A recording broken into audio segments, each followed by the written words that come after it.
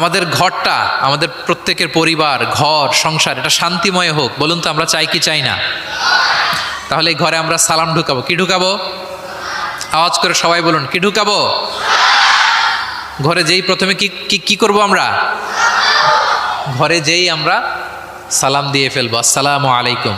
দেখবেন যে কোনো ঝগড়া নাই, কোনো অশান্তি নাই। অনেকে বলে যে হুজুর ঘরের ভেতরে শুধু অশান্তি, অনেক অশান্তি, অনেক ঝগড়া। এরকম হয় আপনাদের?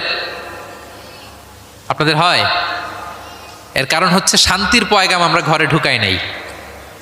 শান্তির পয়গাম আমরা ঘরে ঢুকাই নাই। ঘরে ঢুকে আমরা সালাম দিব। প্রিয় নবীজি আগে সালাম দিতেন। আম্মা জান আয়েশা বলেন যে অনেক চেষ্টা করেছি আমি দিব, লুকিয়ে থাকতাম মাঝে মাঝে, কিন্তু অনেক দূরে থেকে বিশ্বনবী বলে ফেলতেন আসসালামু আলাইকুম রাহমাতুল্লাহ। স্ত্রীদেরকে আগে সালাম দিতেন। মসজিদ থেকে নামাজ থেকে বের হয়ে স্ত্রীদেরকে ঘর পর্যন্ত পৌঁছে দিতেন। ঘরের ছোটোখাটো কাজে তিনি সহায়তা করতেন। নিজের জামার সেলাই করতেন, মাঝে মাঝে জামা থেকে চুল থেকে উকুন বের করতেন, হাদিসে আছে। ছাগলের দুধ নিজে দহন করতেন, হাদিসে আছে। সাংসারিক কাজে সহযোগিতা করতেন এবং খুবই হৃদ্যতাপূর্ণ সম্পর্ক ছিল স্ত্রীদের সাথে।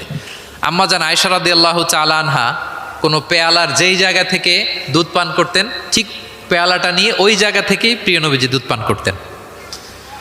আম্মা জান আয়েশা রাদিয়াল্লাহু তাআলা আনহা কোনো গোশত বা হাড্ডি কিছু অংশ খেয়ে রেখে দিলে প্রিয় নবীজি ওইটা নিয়ে ওখান থেকে খাওয়া শুরু করে দিতেন।